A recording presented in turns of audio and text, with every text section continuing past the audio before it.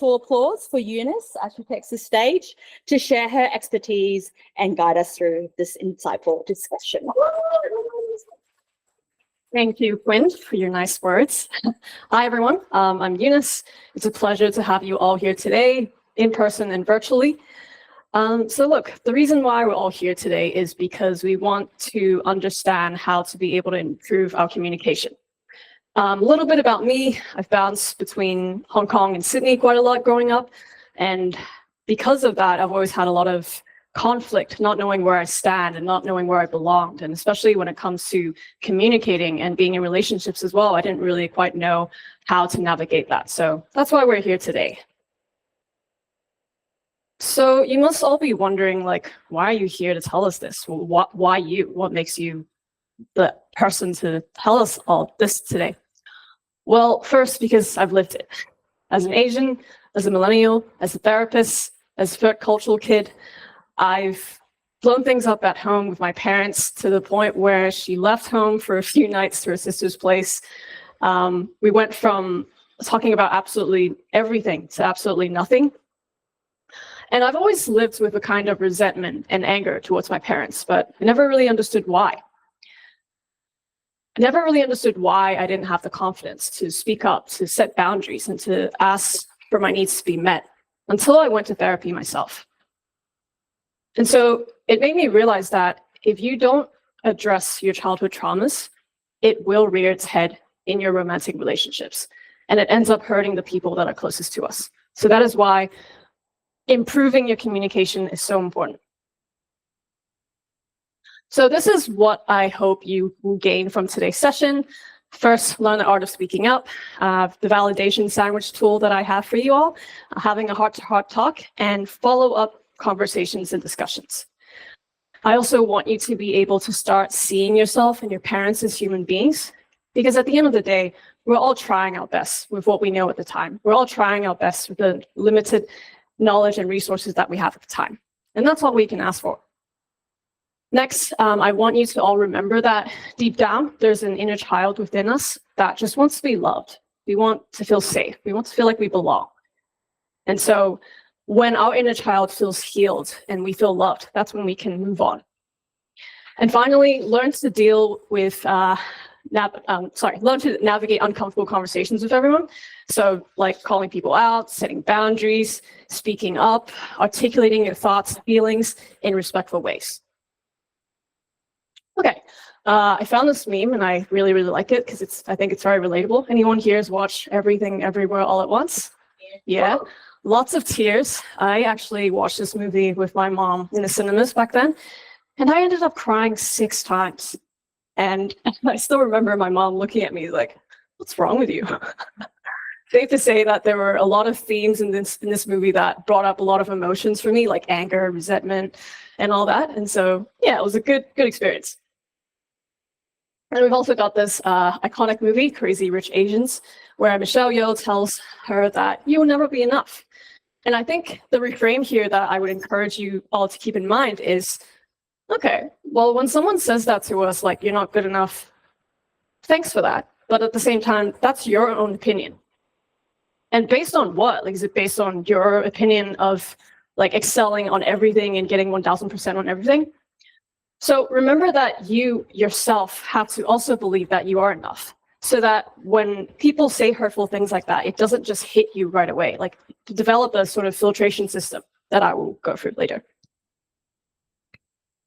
Okay, so I think this is a really good quote. One of the things that my client tells me a lot that really brings me pain is, often I get into a fight with my boyfriend, my mom, my parents, but neither parties actually say anything to actually address it. And so what that does is it creates a lot of distance and it creates a lot of misunderstandings, because after an argument, we usually make this assumption of, hey, she's not saying sorry or she's not coming to talk about it, then that means they don't care, right? She doesn't care enough to apologize. And so that's when these assumptions slowly turn into resentment and distance and disconnection, which is one of the biggest reasons for disconnection amongst families and couples. Another good quote we often feel like we have to keep the peace. Like we can't be honest with our parents. We can't be honest with our loved ones because we're afraid of hurting them. But at the same time, when we lie to ourselves just to maybe soothe someone's anger, it often comes at the expense of us because we neglect our own emotions, we neglect ourselves, and we neglect what we want. So the ultimate goal of a relationship is love, and that's what I want you to keep in mind today. Let's flip the script and finally stay true to ourselves and our loved ones so that we can do our relationship justice. And finally, we cannot force someone to hear a message that they're not ready to hear ultimately, but please don't ever underestimate the power of planting a seed in someone's head because it can be very powerful. Sometimes our parents are ready to hear us and sometimes they're not, and that's fine. We can give them time and space after planting a seed. Okay, so a little bit about Western cultures and Eastern Asian cultures. Western cultures are also known as individualistic cultures. And what that means is they are a society and a culture that prioritizes personal happiness, freedom, independence, and very much focus on the self. So it sounds like a very good environment to build up yourself, right? Like it's very much focused on you. Whereas in contrast, we've got Asian cultures, which are also known as collectivist cultures, where the priority is on obedience, conformity, community, and keeping the peace.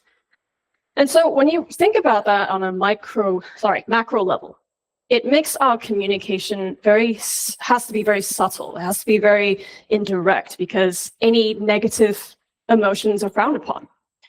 And so that automatically means, oh, when I do communicate with someone, I have to kind of not show that I'm upset, but at the same time, show that I'm upset in a passive aggressive way. So that leads us to talking about our parents, right? Mental health was non-existent in our parents' generation. You know, they didn't have the resources to go see a therapist because there'd be stigmas like, what's wrong with you? Why do you have to talk to someone else? They can't, let alone like set boundaries or maybe even buy a self-help book on how to speak better, how to be better. So when keeping that in mind, it makes them keep their head down a lot and not wanting to talk about things as much because there isn't that openness available in our culture. So that's why a lot of people tend to sweep things under the rug or they just pretend that nothing happens because that was the easier option. And not to mention, there is this unspoken hierarchy of having to listen and to respect our elders, right? Because they are older and they are automatically seen as having a wealth of life experience, everything that they say seems to be the golden way or no way. And so when you think about that, it makes communication very close-ended. It makes it very hard to have an open dialogue or to even just a client would say like, hey, my mom always asked me factual questions last weekend. It's like, the answer is always a yes or no. And I'm like, okay. So if you think, putting all of that together, that's why it limits our communication with Asian parents. That's one of the reasons why we don't feel close to our parents. Now, the juicy part. So why do we want our parents' approval? Well, first of all, they are the first people on this earth who modeled love for us. They're the first people on this earth who have shown us what love is, relationship, and communication. And so our survival depended heavily on them. And that's why their approval is essential for us to build up our self-confidence and our self-worth. And it also means any kind of disapproval or rejection from our parents, it often feels very threatening to us because it feels like we're unlovable. It feels like we don't belong. And because when we feel unlovable, we don't feel a sense of psychological safety. So ultimately, it's a basic human need that we want love, to feel safe. Any Harry Potter fans in here? So as you know, Lord Voldemort was the ultimate villain who didn't have anyone by his side. He had followers, sure, but he showed us that a life without love is barely living. Look, I want to tell you all today that there's a reason why we act out when we don't feel loved or cared for. There's a reason why sometimes Asian parents would try to be passive aggressive or yell or argue. It's because they don't feel that love from us. And maybe it's through verbal or physical, but that's why. When we don't feel safe and we don't feel like we belong. And so there's a reason why certain people turn to alcohol and drugs and why some develop severe mental health issues later on. The lack of safety and belonging directly affects our resilience to approach life, hardships, grief, loss, and everything. Okay, so why is it so important? Why is our parents' relationship with us so crucial to our development? Well, first of all, our relationship with our parents forms the foundation for all our future romantic relationships, with friendships as well. Because how we communicate, how we show love, how we receive love, that becomes our normal because we grew up with them. That's been our canvas from day one. So that's our normal. But and so when we go into the real world and we start dating other people, we start making friends, we then realize, wait a second, my normal actually isn't everyone else's normal. And that's probably one of the biggest roots of many conflicts within couples and families.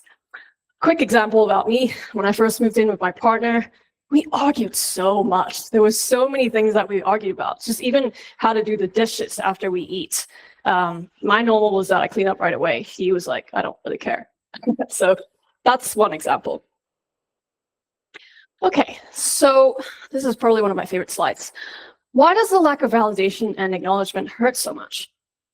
First of all, because our parents are the people that we want validation from the most. We want to please our parents. We want them to be happy with us. We want to make them proud. And so what happens is when our parents don't approve of us or they think that we're not good enough, we internalize that. We internalize that as there's something wrong with us.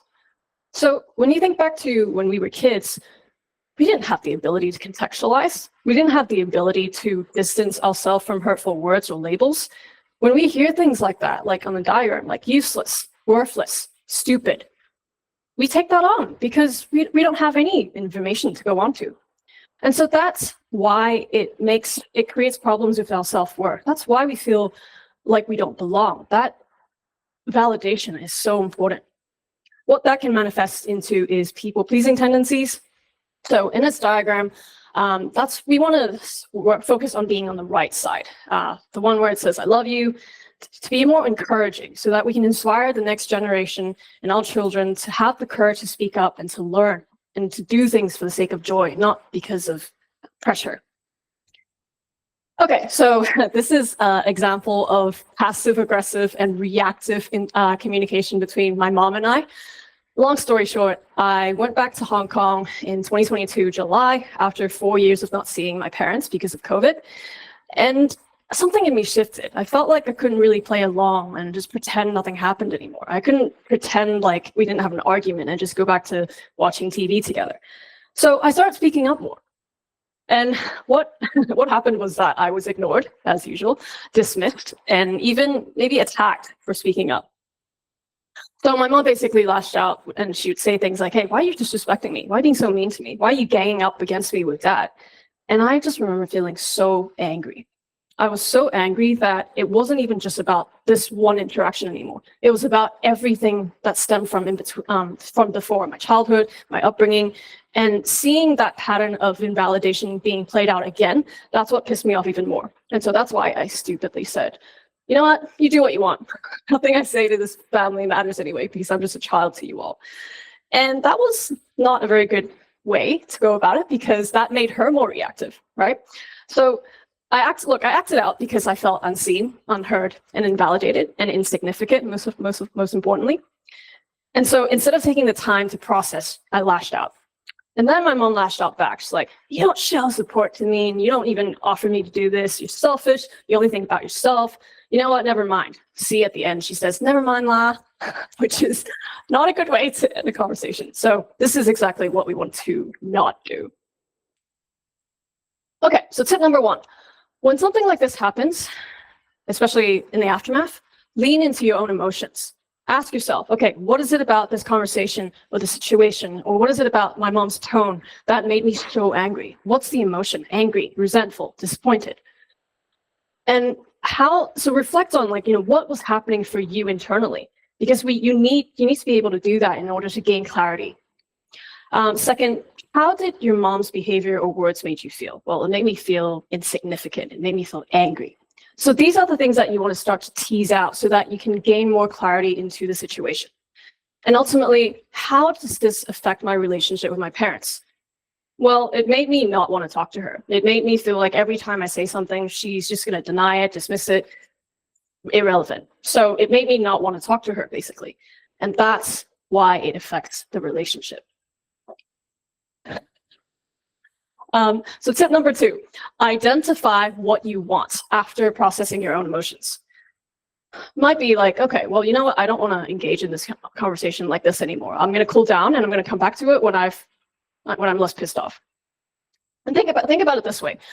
You have nothing to lose, because if you say something, worst case is things are going to stay the same. She's going to lash out. She's going to say you're disrespectful. But at least if you give it a try, which we will go through later on, there's a chance of it changing. So focus on what you want to change moving forward. So maybe it's about, hey, let's talk respectfully, or let's cool down first and then come back to it, instead of being afraid that it will go wrong. This mindset changed everything for me. Tip number 3, detach yourself from hurtful labels. Just because someone gives you a label, it doesn't automatically mean you are that. So the filtration system, I usually tell my clients to visualize, use yourself shopping online. Like now you filter out the colors, the prices, it's like that, but for your brain. Whenever someone says something hurtful, like, hey, you're selfish, you're mean, you're whatever, just have that filtration system in your head. Because so an example, sorry, my mom has always called me selfish growing up. So I've always internalized that label of, okay, yeah, I'm a very selfish person. But I think it wasn't until last year that I slowly realized, you know what? I'm not selfish for wanting to do things for myself. I'm not selfish for wanting to put up boundaries and not let people take advantage of me. That's self-protection. So that's what I mean. Don't let one person's word make you think that you are that, because it's not at all. Question it, challenge it. Think about, okay, well, actually, my mom's label of selfish is actually rooted in her own preference of being a selfless person. She's a very, very selfless person. She'll go above and beyond for everyone, but get pissed off at me for prioritizing myself. And finally, show yourself compassion and patience that you would to a loved one, especially when the emotions are high and there's so much going on. You need to be able to give yourself that space. So eventually, so many arguments happened between my mom and I that I think I just stopped talking to her because I was so fed up. I felt hopeless. And so at that time, I reached out to my brother, who was 10 years older than me. Gave me lots of words of wisdom, which I really appreciate. So he said, accept my parents for who they are and the fact that they may never be able to give me what I want, the emotional validation, and to approach it differently. So his way was, I tell our parents that I solved the problem instead of going to them with a problem, because his logic was, they see our emotions as the problem. And even though he was right, I needed time to process, because I think I wasn't ready to let go of that yet. So I needed some time. So give yourself time. Another example of what not to do in communication. So first of all, do not use you statements. If you say things like, you don't appreciate me, you don't love me, you're selfish, people are going to get defensive. They're going to not be as receptive to hearing what you have to say. So use I statements instead. We actually teach that in couples therapy. Hey, I'm noticing that I'm feeling this, instead of you made me feel that way. Number 2, don't guilt trip them. Classic Asian parent language. Don't guilt trip them. Just state your ask and state your intention. So an example is from saying, hey, if you love me, you do this, to, hey, this is actually really important to me. Would you be able to help? Big difference. Next, don't impose your reality and your normal. And don't assume people's intentions. So going back to what we said earlier on, we all have our own definitions of what normal is to us. So just because you think washing dishes right away after eating is normal, don't automatically assume that everyone else has that version of normal. Try to seek to ask questions for clarity to understand their normal, and let them know what your intention is. Step number 5, validation sandwich. A client of mine actually named that, which I really like. So step number 1, acknowledge your parents, acknowledge whoever you're talking to, because the key here is to create space for open dialogue. It's not a one-way street. Think about it this way. It's a problem that you and your parents are trying to tackle together. It's not you against them. It's you, them versus the problem. So make them feel seen, make them heard, acknowledge them like, hey, I can understand why you feel so angry at that. Because then it lowers their defenses and it makes them more receptive to hearing you. Number 2, speak your truth. So whatever you need, want, feel, what's the impact? For example, hey, Mom, I know you love me and you mean well and you care for me, but I'm noticing that every time we talk, it seems to take a negative spin. And it makes it really hard for me to connect with you. So I was wondering, we can actually also talk about things that are going well. So would you be able to maybe try talking to me in a more positive way? So that's when you can make that suggestion and request and see how they feel. And then you ask them for their perspective, like, hey, let me know what your thoughts are. Like, I'd love to know what your perspective is on this problem. Ultimately, you want to make them feel inclusive, like how can we move forward together? How can we fix this issue? This is a good example that I want to show you all that these communication skills don't just apply to parents. This is a screenshot that I took of a conversation that I sent to a friend where I was holding on to a bit of resentment and I wanted to hear her out and also apologize to her. So basically I said, hey, like, haven't spoken to you in ages. I wanted to clear the air. That's the intention. I've done a lot of work on myself. So again, elaborate on the intention. I've done a lot of work on myself. I realized I never addressed that I was actually a bit upset and disappointed that my messages to you seem to get no acknowledgements. And so next one is acknowledging my version of reality. As a way to cope with what I interpreted as rejection, I stopped reaching out, but never once did I communicate to you about this. So I want to genuinely apologize to you for not reaching out to you anymore. I'm in a stage in my life where I don't want to be resentful or have an issue with someone and not speak up about it. And I know you may be a bit scared of conflict, so please don't think that's this conflict, but simply me wanting to tell you how I feel and why I've gone missing in our friendship. Would love to hear your thoughts, perspective. So asking them for their perspective. Apologies in advance if I made you feel uncomfortable, but I don't want to look back in 10 years' time wishing I'd done better when I know I'm capable of doing so. So that's an example of how you can phrase things when you want to call people out, when you want to set a boundary, when you want to try to talk to your parents in that way and really making the intentions clear. So quick summary on this example is when I had talked out with my friend, she called me right after this. I realized that, it wasn't her not really caring about me. It wasn't her rejecting me. It was because we had very different ways of communicating. She had 2 modes. One was quick and dirty, like, hey, I'm outside your house. Right away response. Second was very well-crafted messages like this. I was like, oh, okay. So all this time, it wasn't because you didn't like me, but because you had very distinct ways of communicating. And that's when I realized, wow, that's her normal versus my normal. Aha moment for me. Okay, so why we're here all today is because of this. So what do we do if our parents don't respond well? Because there's a big chance of that happening. So look, one thing I want you to all to keep in mind is nothing good comes from anger and being in the heat of the moment, especially when you're pissed off. You're going to say things that you don't even think about, and it's going to have a very bad impact. So learn the art of follow-ups. After both of you have calmed down, then go back and say, hey, I'm sorry, Mom. Like, I think I overreacted. Frankly speaking, it was because something you said really hurt me, but I want to talk to you about it. Let's clear the air. Let's clear the air. So you want to be able to create a safe space for your parents to open up as well. And so let them know that if they're not ready to talk through it, or they're too emotional, or they don't understand why, let them know the intention. And also let them know, hey, I'm ready to talk about it more when you're ready. And yeah, it's important to me because I want us to be able to do better, to communicate better, so I can feel closer to you. And if they accuse you of, hey, why are you being disrespectful? Why are you, stay in your lane? Just remember that that is their reality. And acknowledge their point, like, hey, look, I understand that I may seem disrespectful right now and that I'm being mean to you, but I just want you to know that I'm actually doing this because I want us to have a better relationship. I want us to be closer. I want us to be able to talk without having bottled up resentment. When you frame it like that, like, they will just be like, oh.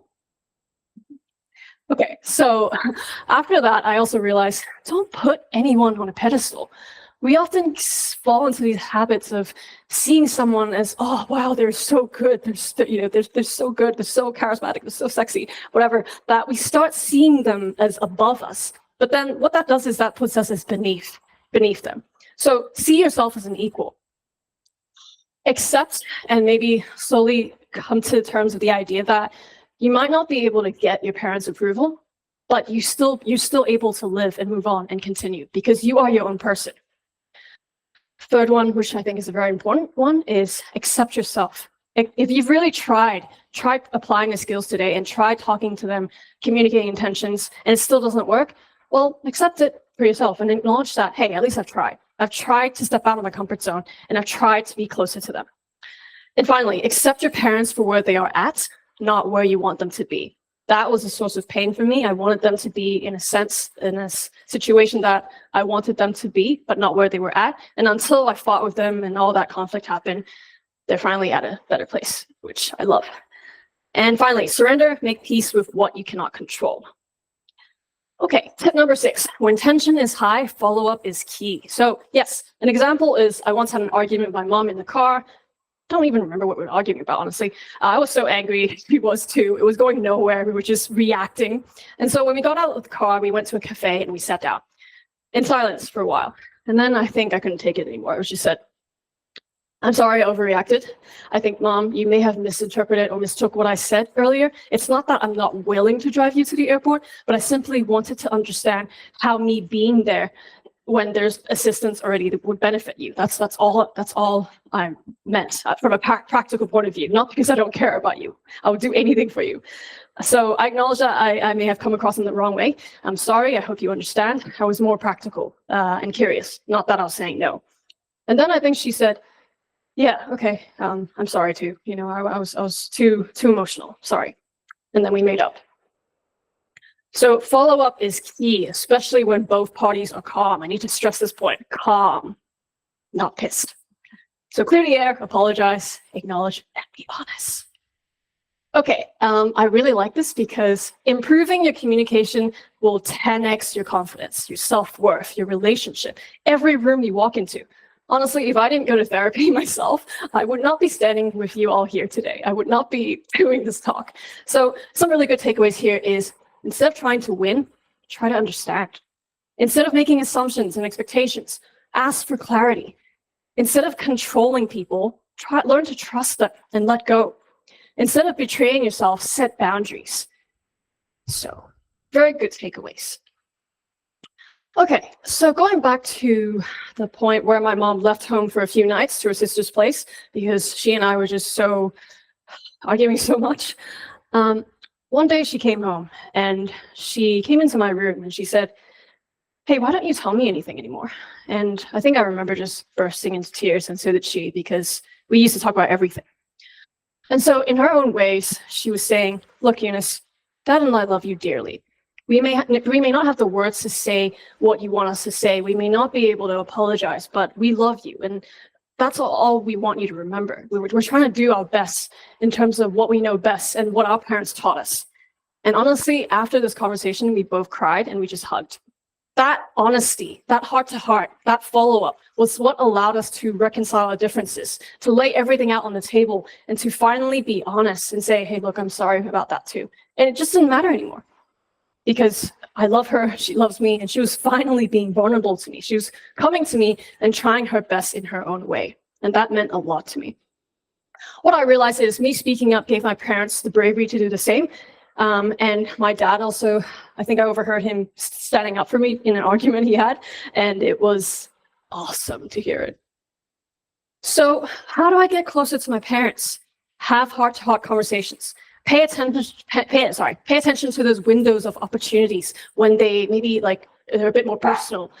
When they try to show support to you during a difficult time, that's when you can get closer to them. Show an interest about them, what they like to eat, what they watch.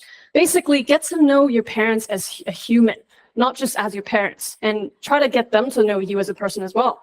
Praise them, encourage them. Like when they make a positive statement, it's like, oh, I love that, Mom, thank you. So show your appreciation. These gestures really do stack up. Tip number 7, lay the groundwork. So look, the conversation I had with my mom was basically me laying the foundation for all future conversations. You'd never believe this, but right now, like when we talk things out, she'd be like, don't forget, you're the one who told me to do this. You're the one who told me to tell you what I'm feeling. And so that's basically the foundation. And you can always reference back like, hey, babe, remember how we talked about not dismissing me before I finish what I wanted to say? Hey, mom, remember not about us having that chat about not bottling things up? These hard conversations that you have, it sets the precedence for the future. Think of yourself as a lawyer. Without solid foundation, change won't come. Ultimately, we all want to feel loved and cared for. So this is an evolved conversation between my mom and I, where I apologize, like, hey, I'm sorry, I'll try to be nicer. Sometimes I'm just so tired of being needed, because every time you call me, you need something. But at the same time, I also just want you to love me and care for me. So I'm glad we had this chat. And then she was able to respond in a good way, like, hey, yeah, you're right. Like, good communication now. Glad we had this chat. Tip number 8, so going back to making a request to your parents. So state your intentions, state what you've observed, and ask for it. So mom, I want to improve our relationship so I can be closer to you. And I think our communication is a great way to start. So, sorry, I actually talked about this example just now, sorry. Tip number 9, yes, praise, validate. Think about humans, dogs. We all train through positive reinforcement. When you feel good, you're more likely to repeat a behavior. So show your gratitude, show appreciation, and showing love is one of the most powerful things that we can do with our loved ones. We often assume, especially my mom, we often assume that we don't need these gestures because, oh, you know, she's my daughter, she's my mom. Of course she has to do this. She gets it. She knows I'm grateful. But no, it's the people we love who need it the most. So it's an expression of love. Think about it in that way. So mom, thank you for understanding. Thank you for acknowledging what I've said. It means a lot to me. Thank you for listening to me without interrupting me. And thank you. I'm so proud of you speaking up now. So just maybe a quick 5 to 10 seconds to let you see my mom apologizing. The black one is her. Sorry I made you feel not comfortable. Sorry, we will love each other more now since you told me what you're feeling. And the one at the bottom, like, oh, wow, like, let us communicate better. I'm like, wow. Oh. Okay. Yes. So approaching difficult conversations, a really good tip that I use and I tell my clients to do is to write it all down. Like, what's the objective? What do you want to gain out of it? What do you want the other person to understand? Write it all down so you can polish it and make it better. Get the emotions out, process it. I feel this, I feel this. And then if you're seeing a therapist, workshop it with them. I do this with my clients all the time. When we need to call someone out and set boundaries with them, because sometimes people overstep and we need to say something. So this is one of them. Quick example, I called a friend out because I felt ignored. Again, ignored, that's my trigger. He ignored my messages, treated like it was nothing. So it's one of the examples where I was being respectful, but at the same time letting him know that, hey, I'm at the limit of my boundary. And I gave him a choice. I was like, hey, if you want to stay in my life, I appreciate it if you don't ignore me. I'd really like us to continue to be friends because it's very difficult, but it's very difficult for me to do that if this continues on. I'll let you decide where we go from there. Happy 2023. So remember, after you speak up, the ball is in their court. Maybe not your parents, but maybe friends and colleagues, and that's some other thing. So a quick example, I called my brother out recently on a family trip. I was basically fed up with all the negative comments he was saying to me. He's 10 years older than me, and I was terrified. And I remember just thinking, oh my God, like if I can do this with my parents, I can do this with him, right? So I finally just went up to him and said, hey, look, I know you want what's best for me and that I can be very clumsy at times, but is it all right if you don't criticize me every time you talk to me? Like, it really hurts me and it makes me very self-conscious and afraid to talk to you. And he said, okay. And I'm like, thank you. And I was like, wow, men are such simple-minded creatures, honestly. I felt relieved. I felt liberated. I felt brave. I felt euphoric. It's euphoric, I promise you. This is a glimpse of what it's like when you speak up and it goes well and people are like, oh shit, you're right, I'm sorry. Like, it's euphoric. It's like a drug high. Sorry, not that I know. But look, it opens up a new world. It opens up a new perspective. And the benefits you reap from it, your confidence, your worth, everything. Even though he said little words, he was acknowledging me in his own way. And I was proud of that embarrassing 10 seconds. So this is the power of speaking up, wrapping up. This is the power of speaking up. All the resentment I had towards my brother, it disappeared with that conversation. It was a release. That conversation was a release. It was a way for us to clear the air, to move forward together. So I no longer hold on to any resentment. And so to me, after that, he tried to make a bit more effort, and that meant the world to me. That was just acknowledgement, validation in a nutshell. And we finally started connecting without falling into the trap of a sibling hierarchy of who's older, who's more experienced. It was just us connecting. That is the importance of having these uncomfortable conversations. That is the way forward to having deeper relationships without resentment. So don't let resentment hold your relationships hostage, because it kills so much love. Finally, decide what kind of person you want to be and live by it. Choose, make an active choice of choosing to address things instead of staying silent. Have uncomfortable conversations and practice it while the stakes are low instead of avoiding it. Say how you feel without being afraid, and start to set boundaries and be firm with it instead of accepting ill treatment. Believe in yourself, and I promise you things will align in your favor. So this is one of the most powerful pieces of this whole workshop, I believe, because my mom, I actually went to her, I was like, hey, I want you to know what you've learned throughout these 2 years in me challenging the status quo. And so she told me, yeah, I understand you a lot better now. I'm able to feel closer to you because I can voice things out to you without suppressing it, which she was so used to doing. You taught me not to act like an authoritative parent. I had to learn to sort of accept your perspective, my perspective, and not impose my own values onto you. I had unrealistic expectations for you, and I now know that you have the right to choose what you want to do, and I can't force you. And the selfish part. I used to think, she used to think that I was selfish and didn't understand why I wouldn't do certain things for her. But now she realizes that's her own interpretation and imposing her selflessness onto me. And she used to work in a law firm, in a finance firm. So it made more sense as to why she was so anal about things and why she needed things to be 100% perfect. Finally, my takeaway for you today is reframe how you define conflict, how you perceive conflict. We often make it out to be a bad thing, but it's actually a really good thing. It creates room for connection. It creates room for understanding and growth and more conversations. So, and think about it this way. You only argue and you only want to have conflict because you care. If you don't care, you wouldn't say anything, okay? You wouldn't say anything. And it's not about right and wrong. With couples, with families, with people, just human beings in general, it's not about what's right, what's wrong. Absolute certainty does not exist in relationships.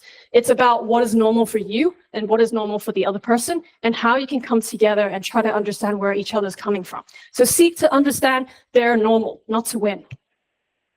Every negative experience in our lives has taught us something. Everything. It's always a lesson. You just need to identify it. Stubbornness teaches you to let go. Close-mindedness teaches you to be open. Sadness teaches you to wait long enough for it to pass. And joy teaches you to appreciate and cherish the present. A client told me this: what you're not changing, you are choosing. Let that sink in. The secret to self-improvement is self-correction. So don't expect that these unhealthy patterns are going to disappear right away. Learn to recognize them as they happen and try to actively, consciously make a choice. And remember, our time with our parents are limited, so cherish them. Thank you for today. That is my cue.